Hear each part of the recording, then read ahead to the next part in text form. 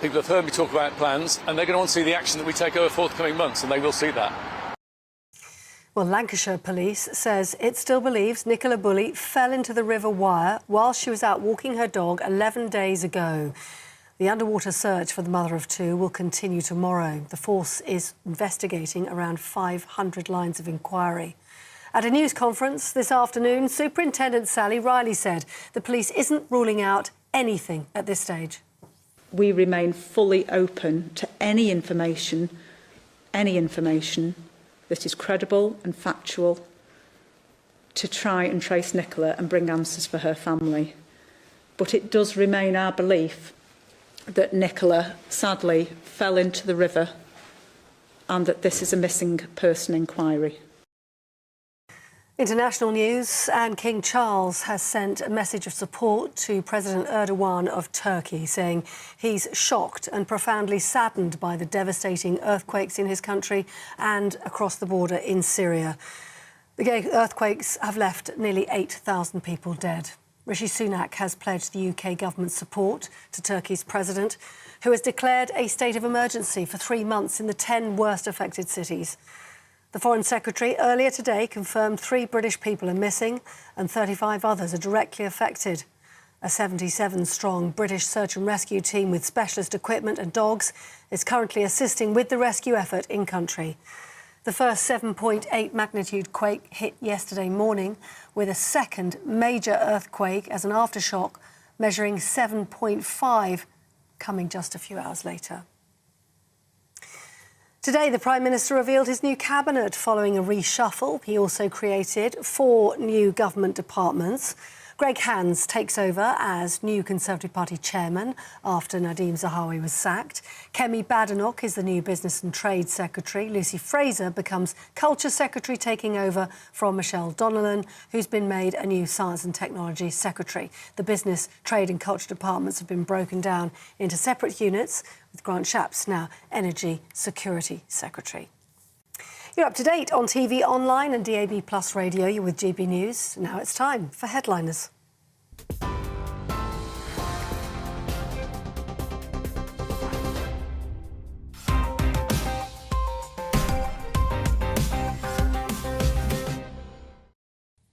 Hello, I'm Andrew Doyle and welcome to Headliners, the paper review show with a difference. We take Wednesday's newspapers and we go through the best stories.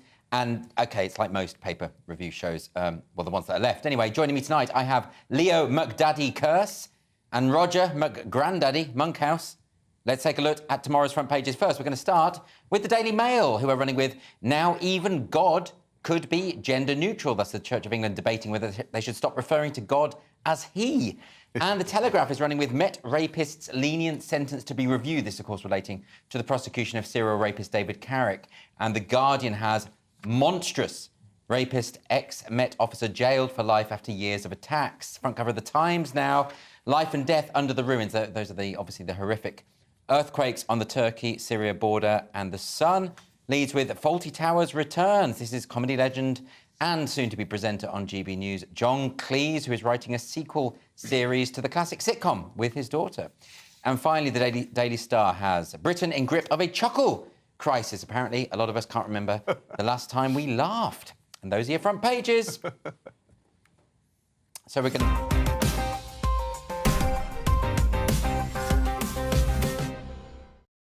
So we're beginning with The Guardian, Leah. What are they leading with today? Yeah, so this is a pretty unimaginably grim front page. Yeah. They've got the picture of the Turkish father holding the hand of his deceased daughter there.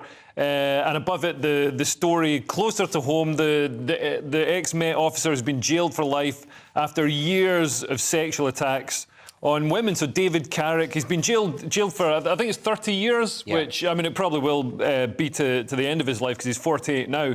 But just unimaginably, and there has been some criticism that the sentence is too lenient, but just unimaginably horrific. He carried on for 17 years while he was a serving police officer, and he's admitted 85 serious offences against women, including 48 rapes. So who knows, how many more? Well, it only came out after the Sarah Everard killing, and someone then reported forward. him, and it transpired that this was a series. This was the thing. Victim after victim told the court they were too scared to report him because he's a police officer, he's a firearms officer, obviously in a position of power and authority. And who's going to believe the word of some a woman against this powerful? Yeah, it's a similar story with people like Harold Shipman. When people are in figures of authority, it just doesn't cross people's mind to actually do anything about it, even when they have suspicisions. What do you think about this, Roger? And of course, that means that the untold damage that it does to people's perception of authority is huge, incalculable, and lasting. It is. And the Met are saying he should never have been a police officer. This is something that could potentially have been nipped in the bud. But how conceivable is that really? I mean, it's not easy, is it necessarily, to detect these things? But they said they saw signs. Well, yeah, and I think their hiring methods and the way they work now is much different to when he. I mean, I assume if it was a 17-year campaign of sexual assault, that was some time ago. Which begs the question: are procedures now better? Are they tighter? Would he now be enlisted or allowed to join? Well, I think that's what Leo's suggesting, is that the standards today, presumably, are considerably better. Although, as we know, the Met has come under such sort of a barrage of criticism relating to this issue. So who knows? Yeah, and just when you think, Wayne Couzens, it couldn't be worse than that. I mean, here's something that's worse than that. OK, so, and by the way, everyone, we are going to try something new tonight. If you have any thoughts about any of the stories or any of our ill-informed and ignorant opinions about these stories, just drop us an email at gbviews@gbnews.uk. And later on, we're going to read out some of the best ones, if there are any good ones. Anyway, on to Wednesday's Telegraph. Roger, what are they running with? It doesn't look good either. Well, it's so grim, isn't it? The whole earthquake business is so frightfully grim. But the Telegraph have led with a slightly more life-affirming line, which is the baby that was pulled from the rubble. Yes, so someone survived. I mean, semi-miraculously, but equally tragically, the baby's mother is dead, as indeed is the whole family. It's difficult to know what to say, really. I mean, it's over 7,000 people killed, 7.8 magnitude quake. It's absolutely astonishing. But, and they've still, obviously they're still pulling people out. They're still hearing voices. The death toll will rise. There are the aftershocks to deal with. There are all, all sorts of things like that. I mean, Leo, a lot of this might be to do sometimes with infrastructure. Some of these buildings aren't built to sustain these. Well, I mean, I lived in Vancouver, which is prone to, it's going to get a huge earthquake at some point. And the flats there, they've got wires crisscrossing. You'll be in somebody's living room, there's a big wire going across it, like you're on an oil rig. And it's because it's to give it structure and flexibility. Whereas, looking at the footage of buildings, there's clearly a lot of concrete. And, those high-rises just, tend to people come are poor. down. I mean, this is it, it's poverty. Also, it's not a known earthquake zone, apparently. The risks were not perceived to be high historically. Yeah, and there are castles. There have not been tremors there before. Castles there as old as like 2,200 years that have now, been completely destroyed. So obviously, this has really come out of the blue. I mean, there's also, we should say, on this front cover, this picture about the Lords and their. This is an interesting story. Yes, this is the government amendment, which has been killed off by an alliance of Labour, Lib Dem, and crossbench peers in the House of Lords.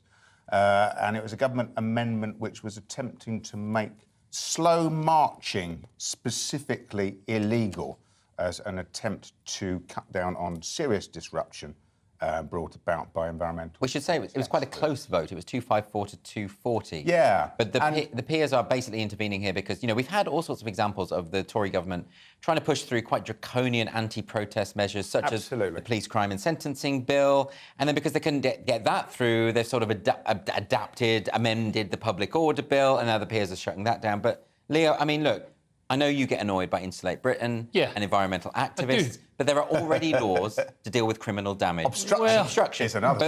But someone walking slowly or making a little bit too much noise, come on. This is what the police said. Oh, we can't arrest them because they're still moving. It's like they're on a road. You're not supposed to walk on a road. This is nonsense. I mean, for balance, they could at least decriminalise running them over.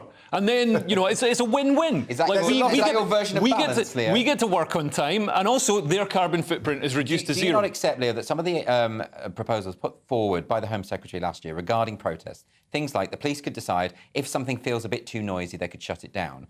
the idea of a protest being noisy, I mean, that's sort of the point, isn't it? I think a sometimes silent, people are a bit... I'd like to see... No, but imagine protesting using the art of mime. Wouldn't that be Well, more they did arrest a woman for protesting silently for silent prayer outside an abortion clinic, so you would support that? She was thinking the wrong thoughts. Goodness me. There's clearly a lot of politicking going on here. Leo is in a contrary mood tonight, so let's not encourage that. We're going to move on to the Daily Mail. Leo, what does the Daily Mail run with for Wednesday's newspaper? Well, God could be going gender neutral, apparently. Of course she is. Yeah, this is the Church of she. They are. She is a man. Come on, God's a man. But the Church of England, because obviously the Church of England hasn't been doing enough woke stuff, what with his non-binary priests and pride flags everywhere and all the rest of it. They're now looking at making God non-binary, breaking with centuries of tradition, going back to, I think, Jesus and the Bible. Bishops have announced they're launching a major project on gendered language this spring. I mean, who's running the Church of England? Is it a 14-year-old girl with blue hair?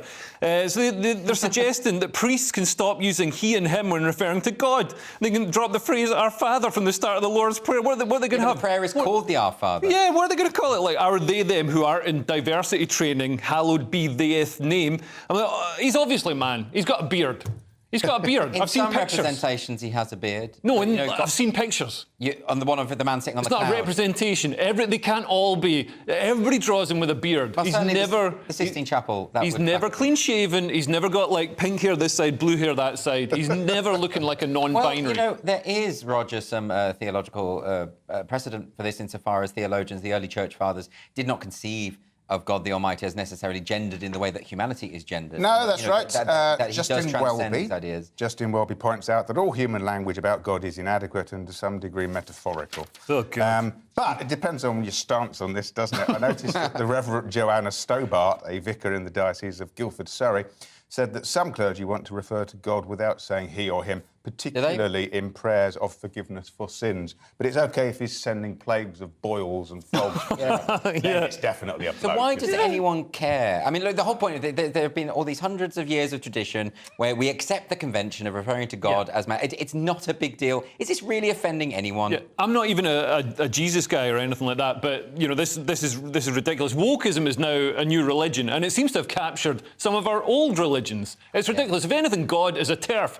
He came up with the idea that he created man, he created women. He didn't create non-binary and transitioning or whatever. Yeah, but he did create us in his own image, which would imply that he's like us all. So right? women should have beards as well. Some do, particularly in Scotland. Well, they do now. We're going to move on to the Sun next, Roger. What are they going with? Well, this is, once again, the baby born in the rubble and pulled out alive, and then the return of 40 Towers after, good heavens, is it 44 years? Years. Well, time will tell whether that's a good idea. And this is very interesting. Of course, you know, we're currently working with John Cleese on a new show for GBNews, which will be filmed later this year. Very exciting stuff. And he's writing this new kind of sequel to the series where Basil Fawlty's living with his daughter, and this has been written with his daughter Camilla as well. So, you know, he's a stand-up. And he's a stand-up. I think lives in Australia. I'm not totally sure. I'm not sure either. But this is quite exciting. Frasier's coming back as well, of course. Oh, really? You know, there's clearly something in the air, isn't there? Well, what do you think about that? About the idea of bringing back older shows and in it, but as long as you put a new spin on them, you know, that's kind of fun, isn't it? I don't even think we needed a new spin. I think the problem is nobody's developed any decent sitcoms in ages. No, I mean, I think Fleabag was all right. The last sort of decent UK sitcom I can remember really getting excited about was Phoenix Nights, and that's got to be over 20 years old now. Extras was pretty good. Extras was all right, yeah, The Office. But I mean, again, 20 years old. Yeah, I do love Extras. Anyway, but this does bring us on rather nicely to the front cover of the Daily Star. I mean, what's all this about, Roger? This is Britain in the grip of a chuckle crisis. Apparently, 42% can't remember the last time they laughed. Yeah. Well, there you go. Experts recommend the Daily Star to cheer you up. Who would have thought you'd read that on the front page? What, they can't remember the last time that... Well, it's not something that you sort of write in your diary, is it? But, you know, that does lead into what you were saying, Leo. I mean, there is a point. There isn't much funny stuff on TV. Let's be honest about it. Yeah, totally. And like comedy, if you see comedy on TV, on the BBC or whatever, I mean, you're just getting a lecture on intersectionality and climate change. Well, I do quite like to laugh fun. at that. But, you know, I don't think that's the intended outcome necessarily. Anyway, now you know what the front pages are all about. Do join us after the break when we've got UK aid waylaid, we've got mental labour and the rise of the Brit coin. See you in a moment.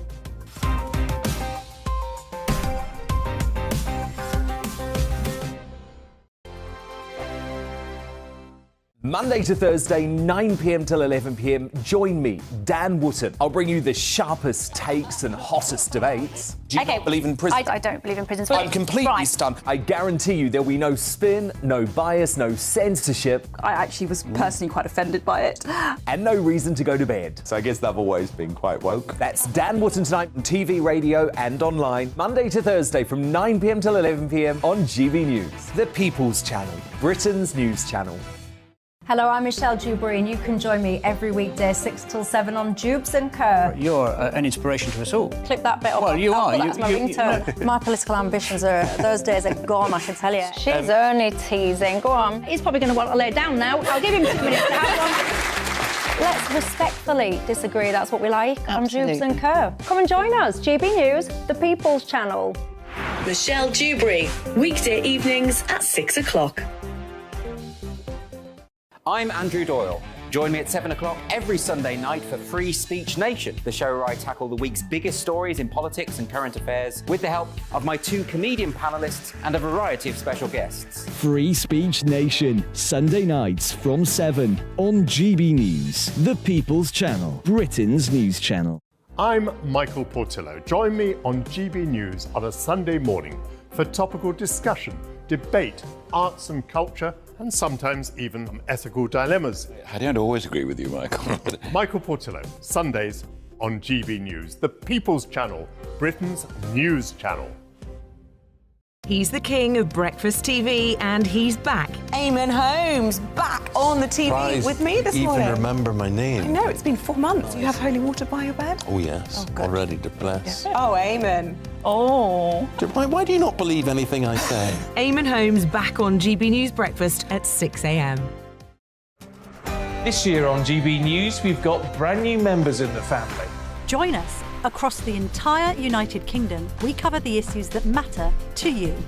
GB News will always stay honest, balanced and fair. We want to hear whatever is on your mind. And we don't talk down to you. The establishment had their chance. Now we're here to represent you. Britain's watching. Come join us on GB News, the People's Channel, Britain's news channel. We are GB News, the People's Channel. and right across the United Kingdom. You can find us on Sky Channel 512. Virgin Media Channel 604. Freesat Channel 216. Freeview Channel 236. And YouView Channel 236. You can also take us with you on DAB Plus Radio. With the GB News app and at the website gbnews.uk. We're absolutely everywhere. Come join us on GB News, the People's Channel, Britain's news channel.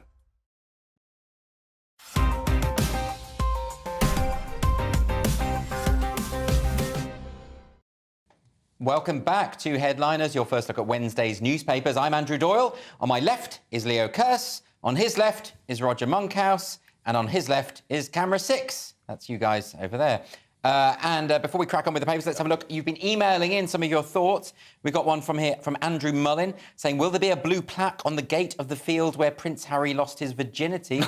We weren't talking about that in the show, so you sort of missed the point there. We're meant to sort of respond to what we've been saying. But that's a good question. It's a good question, though. Yeah. Interesting one from Paul Yoward about theology, but, you know, we're talking about gender-neutral God. He says Jesus was a bloke and embodied God in 3 persons. The Holy Trinity, so the Holy Ghost would be gender fluid, so that's an interesting Mary argument. was specifically brought in to bring the sort of female angle on the whole... You think she was a diversity hire? Yeah, absolutely. I think theologians would disagree with you. Box-ticking exercise. Nice one here from Jacqueline Swan. Had a really bad day today. My dearest dog Django passed away suddenly last week. Sorry to hear that. Been missing him dreadfully. So seeing Andrew, Leo and Roger has given me a really great lift. How about that? Yeah. Compliment. Sorry to hear about the dog, though. Well, yeah, that's horrible. But just for balance, one from Black Mariah on Twitter. Why should I watch you and Leo, the screaming misogynist? Not me. That's not you. How do I get away with that? That's Black Mariah from Grimsby. Sorry to hear that. Let's move maybe on she'd be happier to, if she didn't live there. Wednesday's Independent, and supposedly UK aid isn't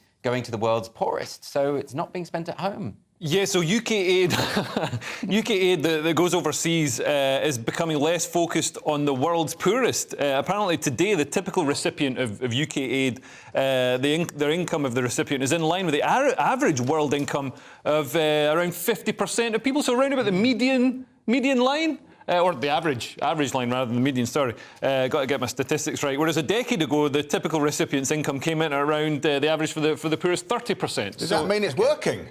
Surely that means it's working. If the places historically that we're delivering aid to are suddenly lifted out of extreme poverty, it's working. But then wouldn't you move your aid to somewhere else? Actually, all the aid goes to overpaid charities and NGOs and people like that. All of it. An awful lot of it nowadays goes to putting up asylum-seeking families in hotels all around the UK. Well, this is been reinvested in domestic industry. Well, I mean, that's the point, isn't it? But this is something that the article points out, that the Home Office has been spending a lot more. It's actually soared the costs on sort of taking in refugees to the country. So in a sense, it makes sense that they would deduct some of that from foreign aid, wouldn't it? Because we've just moved the recipients to our shores. So it's not becoming more stingy. We're just redistributing it. Yeah, although it's been redistributed in our country, so we're going to reap the benefits. All those hoteliers that are getting these massive, they're filling their hotels with illegal immigrants. We're going to get a dividend from that. Well, what it doesn't do is project soft power. And you see, in theory, I'm quite in favour of that. That's quite a nice idea because you recoup that in cynical economic terms by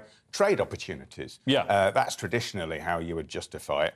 But as a charitable exercise and as an effort to get people out of extreme poverty, unfortunately, as you've touched on, it creates a culture of dependency. Exactly. And excites local corruption industries, doesn't it? And undermines local markets as well. Yes. So if you go in and flood the market with food, then the people who provide the food and sell it are going to not be able to do that anymore. So it so often doesn't work by any term. We're going to move on to Wednesday's Guardian next. Roger, it looks like Labour has come up with an actual policy. Yes, this is quite interesting. It's very, very hard to find fault with this. This is Jonathan Ashworth, the Shadow Work and Pensions Secretary, who has revealed Labour plans to help reach out to thousands of people with addiction or mental health issues written off by the Department of Work and Pensions. This is quite good, it seems to me, because we currently have, I believe, 450,000 people on long-term sickness benefit, which is an enormous drag upon the economy, which is struggling for Labour. And consequently, to give people some sort of help, some sort of lift out of the cycles that they find themselves within, seems to me quite a good idea. This is on the front page of The Guardian, and of course it doesn't pretend to be much more than a prospectus for a future Labour government, but notwithstanding that, it's quite politically significant. A cynic would say that the more sort of benefits you have in this regard, the more likely they are to be exploited by people who don't want to work. I imagine, Leo, you're going to come from that kind of angle, but I could be wrong. I mean, it is easier than ever to be able to get yourself sort of diagnosed. To game the system. To get yourself diagnosed with ADHD or one of these things that, pretty much everybody has or can fake. And then you don't have to work. And also you get NHS-grade medical speed. But of course, Leo, mental health is real and people have problems, and you should help the people with actual problems. Yeah, but you notice in times of strife, if you take somebody with mental health issues and dump them on a desert island, all of a sudden they'll be like, oh wait, it turns out I can go out and forage for food, and I can go and collect some drinking water. Well, maybe coconut milk has healing properties. That we don't know. Once again, it's a culture of dependency. That's what you're talking about, isn't it? And you could or should perhaps encourage self-reliance, and then you will get results. And people who would find themselves in cycles of despair suddenly find that they can get themselves out of it. But there you are, Roger. Incredibly liberating. You found a negative take on this positive Labour story. We're going to move on to the Mail now. And Leo, should I sell all my Bitcoin to buy Britcoin? Well, it's not for sale just yet. So the Bank of England and the Treasury are weighing up the issues involved with creating a digital pound. So they're going to create a cryptocurrency. They've dubbed it Britcoin in the Daily Mail, which I hope catches on. That's good. It sort of reminds me of... It's got Liam Gallagher on the front of it. That's great. So it could be in use by the end of the decade, so expect it in 2080. If introduced, the digital pound would be issued by the Bank of England and could be used to make payments in person or online. It would be interchangeable with cash and bank deposits and be issued in denominations of pounds sterling. It's just, don't we have that already? Exactly. This is just money. I was going to say, am I too old to understand what this is about? Because we have that. I could pick up my mobile phone right now and transfer money to you instantly. You don't get interest rates on this. You don't get interest on Bitcoin, on digital currency. It's like money, but worse. Oh, okay. It's like the worst version of what we've got. That's right. It's something that fintech can make a bit more money out of. I mean, I don't and we get claim nothing to understand Bitcoin and how it works. As far as I can understand, it's like a fake currency that's in the ether. Yeah. Is that, and you just sort of basically, grab it. It's mined, is it not mined? Because there's this awful fella who's lost billions on some sort of tip in South Wales that keeps cropping up in the media. I don't think it's an actual mine, is it? It's mined by your hard drive. Is that but he's how it lost works? his hard drive. No, so you've got computer servers that solve complicated algorithms, and when they solve enough algorithms, they get a Bitcoin. But basically, the problem with digital currency is it can be restricted. The government can say, we've got to spend it within this timescale, within this geographic area, on these specific things. So it gives the government more control over us. So there's nothing in it for us then? No, nothing. Doesn't sound good to me. OK, we're going to move on. Roger, Wednesday's Guardian now has a story about Google sending people to the opposite results, which is a bit like our booker typing in comedians. This is quite an interesting story, although perhaps I'm not sure whether it's a story or not. This is about how low-income women in the United States who Google abortion clinics are being targeted by anti-abortion crisis pregnancy centres via the Google advertising algorithms. OK. Now, we all know that advertisers target specific demographics, so perhaps there's not so much in that. Well, are they implying something sinister here? Well, something sinister is going on because Google are, yes. As far as I can see, these crisis centres are contravening pre-existing Google advertising rules. Okay. This is about advertising regulation. Essentially, people are being pushed anti-abortion crisis centre links. Yes. In states particularly where abortion is extremely limited, when they are attempting to access abortion clinics. Can this sort of thing really be politicised in this way, Leo? I'm not so sure it's being politicised. I mean, I think these anti-abortion clinics or crisis centres are being put in a completely negative light, when in fact they're being maybe pushed on or advertised to low-income women, because low-income women might feel that they have to have an abortion because they don't have the resources to raise the child, whereas, you know, perhaps at these centres they offer the resources and the support to help you raise the child. So I don't think it's necessarily 100% evil. OK, we're going to stick with The Guardian now. And Leo, did your daughter take the nursery spot? So this is Humza Yousaf, who's an SNP politician. There's some words that should strike fear at any Scotsman. So he sued. He's the former Justice Minister who brought through the hate crime bill, which is an appalling piece of legislation. He's a very authoritarian, autocratic man, and now he's the Health Minister, I believe. He was suing a Scottish nursery for racism. He said his daughter was denied a place because of her Muslim-sounding name, and he was being discriminated against on the basis of his personality. Turns out the owner of the nursery was in fact Asian. He was just being discriminated against on the basis of his... did I say personality before? I've messed that up. That was supposed to be the punchline. Anyway...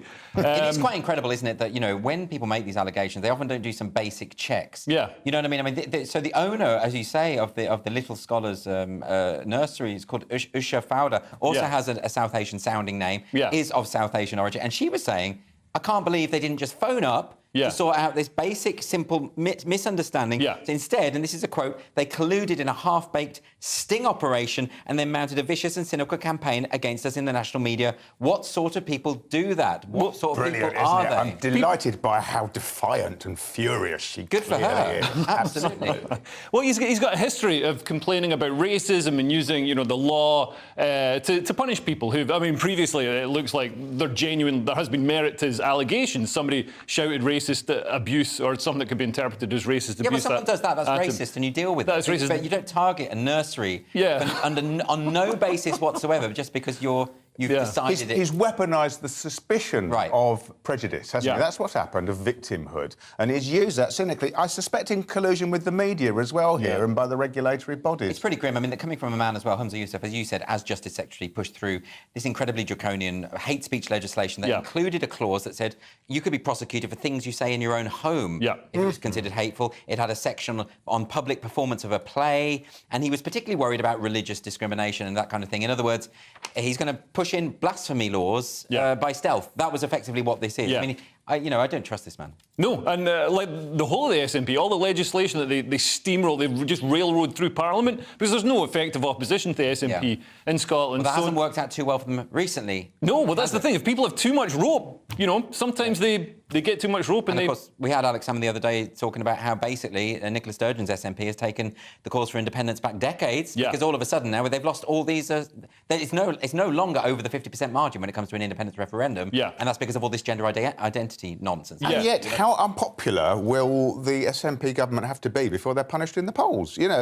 So much seems to be going wrong for them right now, particularly, of course, for gender identity legislation. But this and so many other factors seem to savagely indict them as a competent government, and yet they retain a grip upon power which seems unshakable. For now, we shall see. Anyway, we've made it to the halfway point. Remember to email any thoughts that you have to gbviews@gbnews. No nude pictures, please. We'll get to them in the second half, along with designer babies and French toxic masculinity, the worst kind. See you in a few minutes.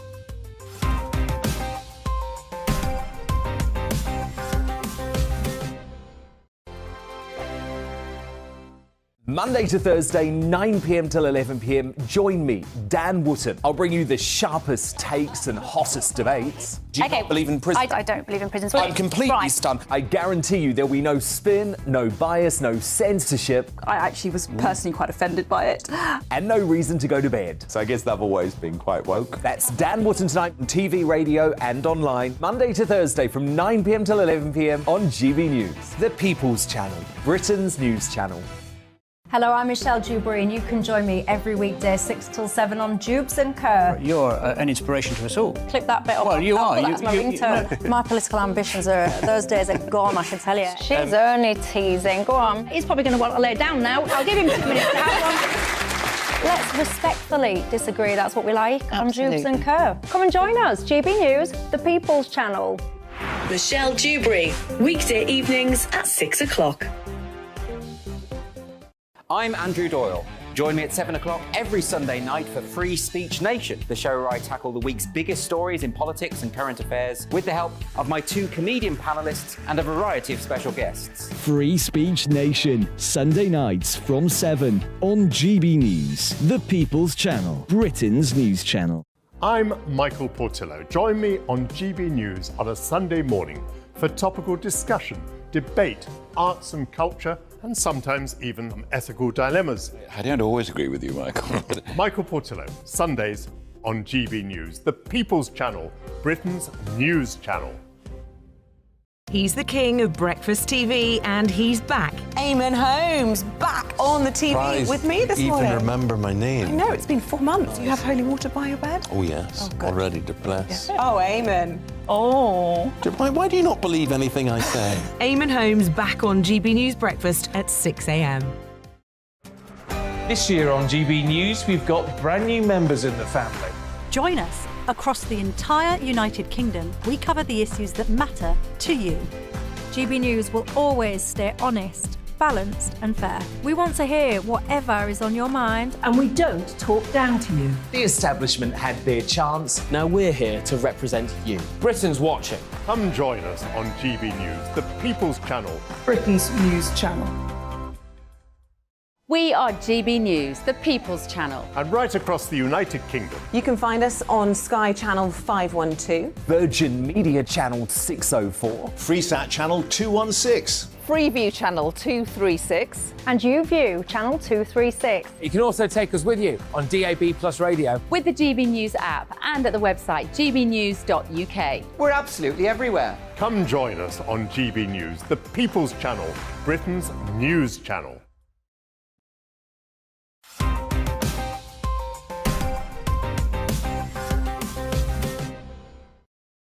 Welcome back to Headliners, your first look at Wednesday's newspapers. We're going to kick off with just a few of your emails that have been coming in.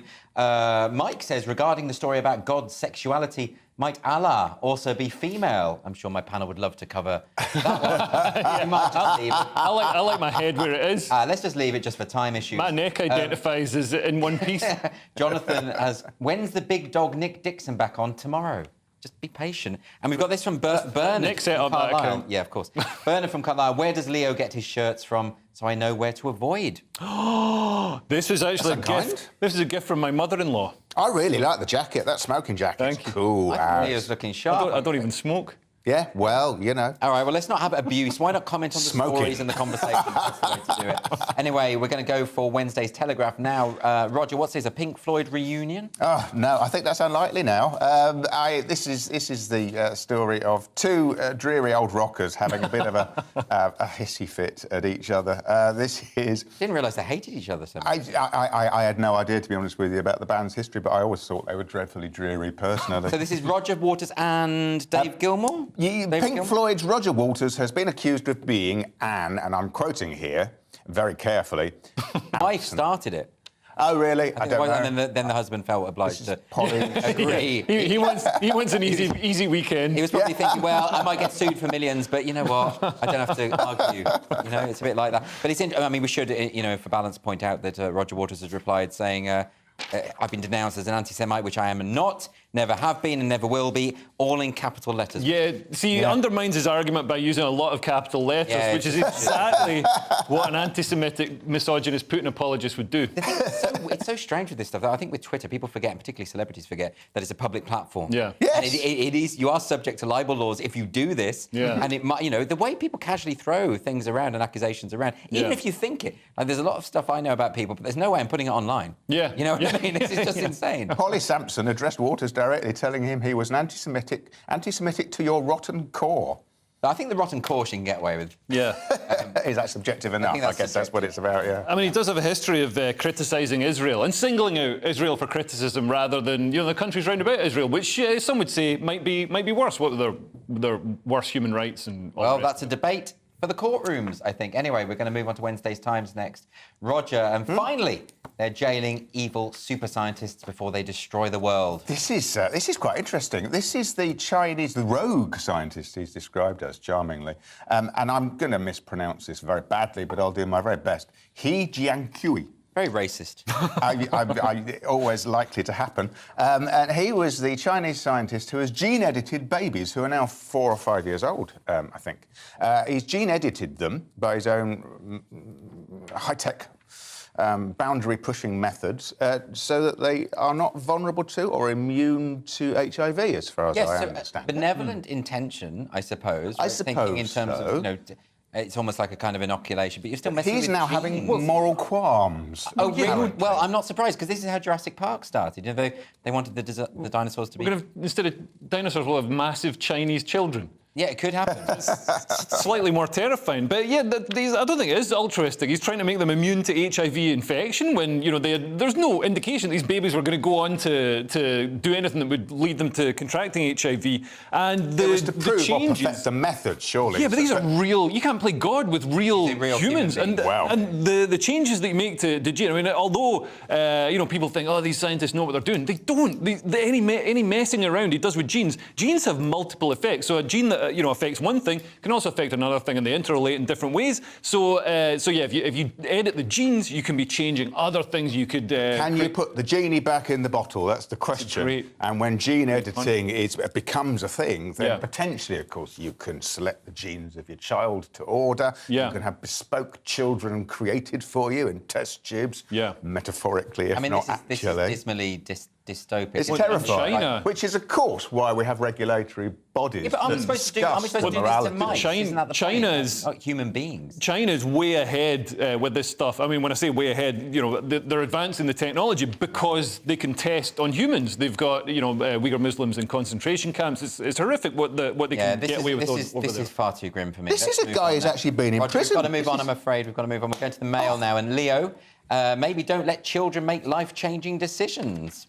Ooh. Yeah, so a mother has admitted regretting letting her 4-year-old son socially transition to a girl and said realising her mistake was like leaving a cult. So it's obviously a very progressive household.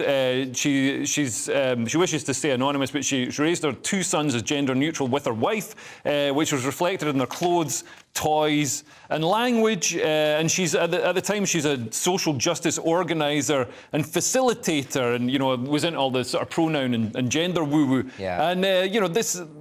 people are saying... I think this is going to be... a good word, isn't it? Well, it's become a new religion with beliefs that can't be challenged, and it's even got its own genital mutilation where you sterilise your child through this is grim. surgery. We should say that this was in an interview on trigonometry. That's our friends Constantine Kissin and Francis Foster, who did this interview with this woman, and I believe she was blurred out to protect the identity.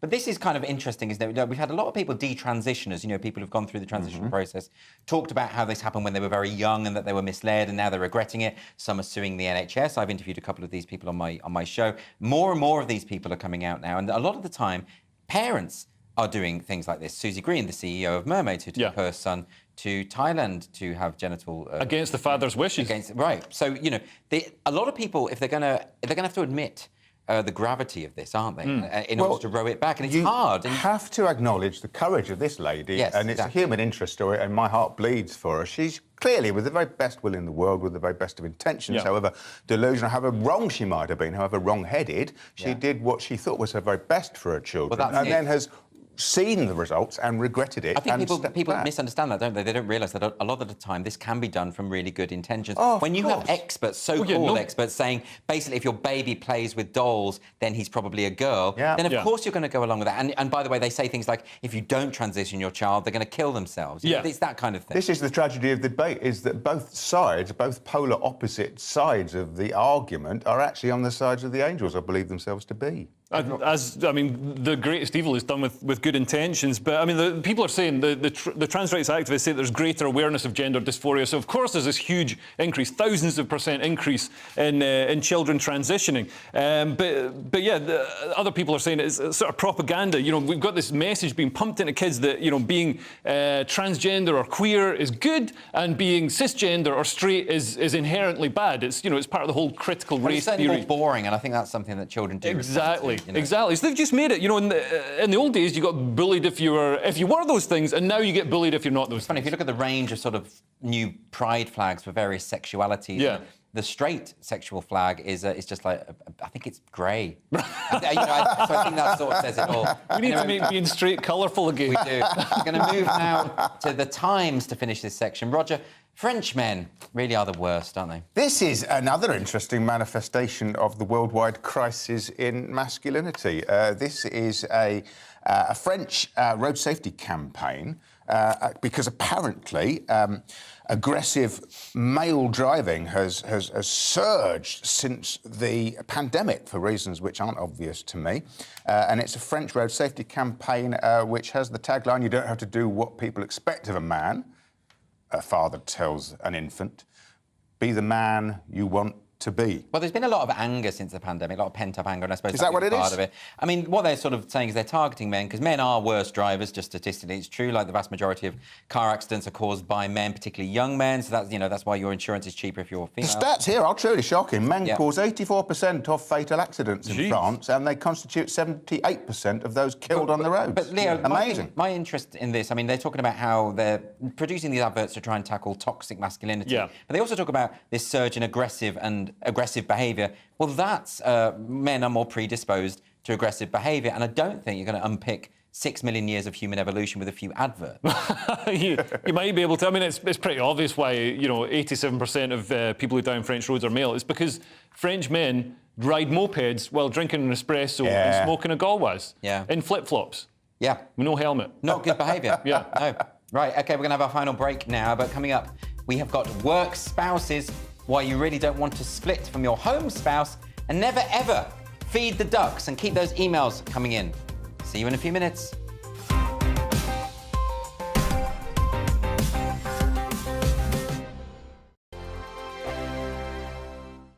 Here on GB News Live, we'll be keeping you in the picture, finding out what's happening across the country and finding out why it matters to you. We'll have the facts fast with our team of reporters and specialist correspondents. Wherever it's happening, we'll be there from 12 noon on TV, radio and online. GB News, the People's Channel, Britain's news channel.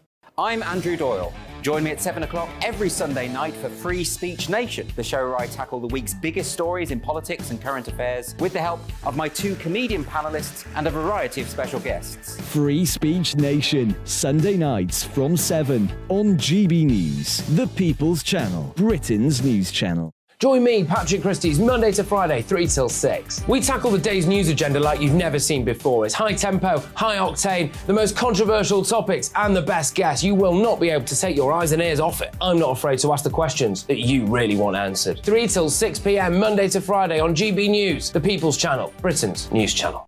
Join me every Sunday at 6 p.m. for Gloria Meets. In exclusive interviews, I'll be finding out who our politicians really are and what they really think. It's something that you would never want anyone to suffer. I didn't know what channels there were. I didn't think I'd be believed. I must have weighed about 7 stone and I'm 5'8". My instincts was to sort of cover this up. I mean, clearly that was a mistake. Join me every Sunday at 6 p.m. on GB News, the People's Channel, Britain's news channel. We are GB News, right across the nation. You can get us on television, on radio, on digital. We're absolutely everywhere. Amazing! You see, amazing! You remind me of me in the European Parliament. But here's the most important bit. We are not part of the mainstream establishment. We think and speak just like you do. We are the People's Channel. Magnificent. That's really, really thoughtful. Come and join us on GB News, the People's News Channel. Monday to Thursday, 9 p.m. till 11 p.m. Join me, Dan Wootton. I'll bring you the sharpest takes and hottest debates. Do you not believe in prisons? I don't believe in prisons. I'm completely stunned. I guarantee you there'll be no spin, no bias, no censorship. I actually was personally quite offended by it. And no reason to go to bed. So I guess they've always been quite woke. That's Dan Wootton tonight on TV, radio and online. Monday to Thursday from 9 p.m. till 11 p.m. on GB News. The People's Channel, Britain's news channel. This year on GB News, we've got brand new members in the family. Join us. Across the entire United Kingdom, we cover the issues that matter to you. GB News will always stay honest, balanced and fair. We want to hear whatever is on your mind. And we don't talk down to you. The establishment had their chance. Now we're here to represent you. Britain's watching. Come join us on GB News, the People's Channel, Britain's news channel.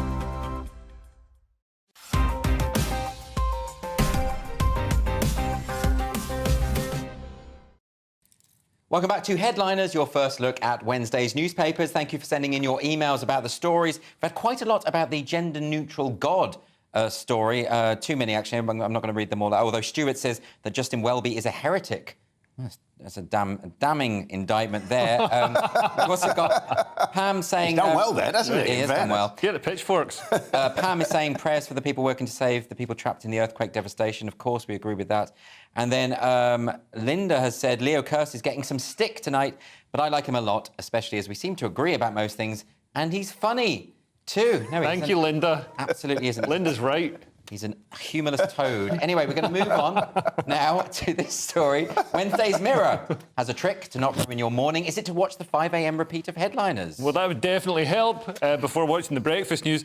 But yeah, apparently, according to experts, most stress occurs before 8 a.m. in the morning. Well, I'm quite stressed out right now. And this expert has a trick that will stop it from ruining your day. You should imagine it's don't wake up before 8 a.m. Then you've missed that stressful bit. Yeah, that's why I lie in. Yeah. That's the whole point, because I'm aware. Unless you've got to book a doctor's appointment, then there's no point. That's a stressful thing. Yeah, it is. You've got to wake up between 8... You've got to call between 8 o'clock and 8:01 a.m. This is so specific, this study. I mean, they're saying that 7:23 is the most stressful time of the day, but it also says that during the day, there are 3 dramas in any life day, right? And I think that's the dramas are what make life worth living, right? Well, I think the nice bits are better. So they get as examples they give of being stuck in traffic, waking up late, spilling things on clothing, burning food. I don't know if that's actual food on fire. That'd be amazing. Tripping over in public, which makes you feel bad, apparently. But this is proper stress. This research was commissioned by Rescue Remedies, so this isn't science. This is a press release. Yeah, this is some, well, it only is because you mentioned the name of the product. It's probably written by AI. I mean, Roger, these aren't real stresses, are they? They should live my life. This is nothing. I doubt whether these are real people. A spokesperson for the wellbeing brand, Zuzana Bustikova. Sounds like an Austin Powers character. Yeah, none of this is real, is it? It's all nonsense. It's all nonsense, and therefore we should move on. This is the Metro now, Roger. And do you? Oh yes. Do you take Leo to be your lawfully wedded work spouse? How exciting. This is from the much more august and academically well-recognised research body Krispy Kreme, apparently. Yeah. What are Krispy Kreme saying now? 2 stories in a row of unquestionable authority. Apparently, we all have a work spouse, and it makes work and life a lot better. So that's someone you're particularly close to in the workplace, and you don't tell your husband or wife about them. I think that's what's going on, and it creates problems at home, but you don't bang on about it. But you've got to be able to we get all on. like a bit of a flirt. But don't they we? say work spouse. I mean, it doesn't go beyond flirtation, does it? It's actually more confidant. Necessarily. Yeah, but not until then- the Christmas party. Yeah, the comes round, Christmas and then, party. of course, all bets are off. Yeah, aren't they? totally. Yeah, but a bit of fumbling at the Christmas party. That doesn't count as infidelity, does it? It does. It does, I'm afraid, Andrew. So, yeah. Have I you got a wasn't conversation speaking to from have when you get home? I absolutely wasn't talking about myself then. But over to the Mail next. And Leo, time to make divorce illegal again. Yeah, great idea. The Taliban were going to bring it in, or ISIS, whoever was trying to establish that caliphate. But yeah, an unhappy marriage is better for your health than being single or divorced, according to a study. I don't know if this was sponsored by Mars Bars, but if you're happily married, I guess try to be more depressed. No, this is just more. It's better for your health than being single or divorced, because just being married is good for your health. Yeah, even if it's an unhappy marriage, it still apparently results in a far less. I think it depends how unhappy we're talking. I mean, if we're talking sort of Fred Rose West levels of marriage, that's definitely. Were they happy? No. Are you sure? Are you actually saying I mean, they're certainly living out what they wanted to do. Shared hobbies. I mean, I think, I think if you have a couple tearing each other's throat out all the time, screaming at each other, always remodeling the garden, literally tearing out. That's not a happy. You can't tell me that those. When you hear the neighbours screaming at each other through the war, that is better than not being married at all. You can't tell me. Well, one of them is still alive, so that suggests. Apparently, it's your diet's better because you're sharing meals. Yeah, that kind of makes sense. Also, income. It comes down to income, doesn't it? Because we all know how financially ruinous divorce can be. Yeah. And if you therefore aren't divorced, your income's higher. Therefore, you're likely to be able to afford and indeed eat. Or is it just to do with loneliness? Better food. Is it to do with loneliness? I mean, people being alone. Well, that's something to do with it as well, isn't it? The pizza deliveries and all the rest of it could presumably bring on type 2 diabetes quite just quickly. get a pet. Anyway, we're going to stick with the Mail now for a sticky story. Roger, what's this one? This is... yuck. This is the French answer to the... It's interesting, actually, because, of course, at the moment they are preparing to bring to Parliament the Online Harms Bill, which essentially covers a similar area. And the French answer is to have porn passports, whereby, in order to access hardcore porn sites, you need some sort of digital passport to prove that you are 18. No, but this has been tried here, hasn't it? There's been all sorts of attempts to sort of verify users of pornography and adult material. But the problem is, kids have all sorts of way rounds these, and you're never going to be able to do this, are you, Leo? Yeah, and we've already got the ultimate system. So you have to click on a button that says you must be over 18. Yeah. And you click on that. Foolproof. Yeah. Who's gonna?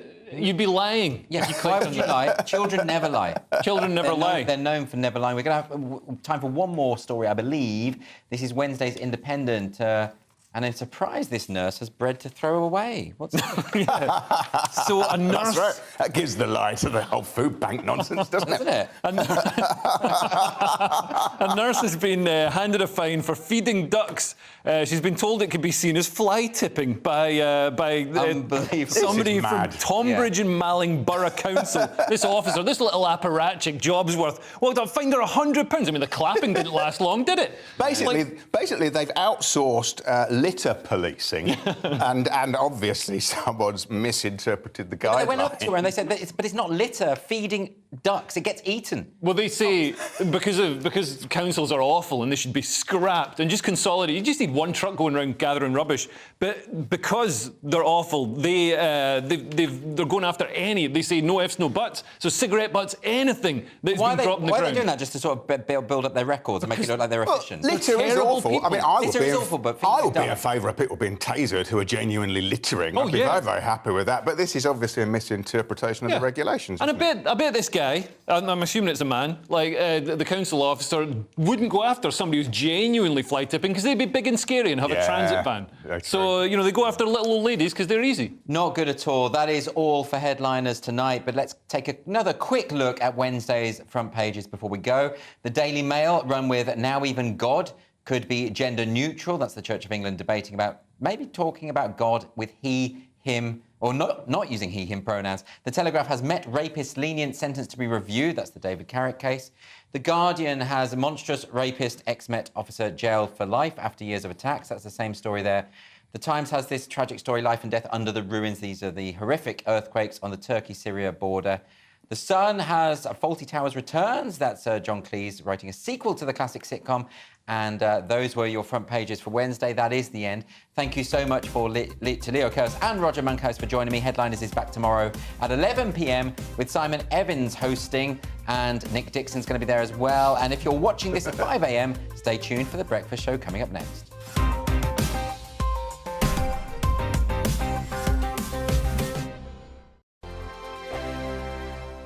Monday to Thursday, 9 p.m. till 11 p.m. Join me, Dan Wootton. I'll bring you the sharpest takes and hottest debates. Do you not believe in prison? I don't believe in prison. I'm completely stunned. I guarantee you there'll be no spin, no bias, no censorship. I actually was personally quite offended by it. And no reason to go to bed. So I guess they've always been quite woke. That's Dan Wootton tonight on TV, radio and online. Monday to Thursday from 9 p.m. till 11 p.m. on GB News. The People's Channel, Britain's news channel. Hello, I'm Michelle Dewberry, and you can join me every weekday 6 till 7 on Dubes and Kerr. You're an inspiration to us all. Clip that bit off. Well, you are. That's my ringtone. My political ambitions those days are gone, I can tell you. She's only teasing. Go on. He's probably going to want to lay down now. I'll give him 2 minutes to have one. Let's respectfully disagree. That's what we like on Dubes and Kerr. Come and join us. GB News, the People's Channel. Michelle Dewberry, weekday evenings at 6 o'clock. I'm Andrew Doyle. Join me at 7 o'clock every Sunday night for Free Speech Nation, the show where I tackle the week's biggest stories in politics and current affairs with the help of my 2 comedian panellists and a variety of special guests. Free Speech Nation, Sunday nights from 7 on GB News, the People's Channel, Britain's news channel. I'm Michael Portillo. Join me on GB News on a Sunday morning for topical discussion, debate, arts and culture, and sometimes even ethical dilemmas. I don't always agree with you, Michael. Michael Portillo, Sundays on GB News, the People's Channel, Britain's news channel. He's the king of breakfast TV, and he's back. Eamon Holmes, back on the TV with me this morning. Even remember my name. I know, it's been 4 months. You have holy water by your bed? Oh, yes. Already to bless. Yeah. Oh, Eamon. Oh. Why do you not believe anything I say? Eamon Holmes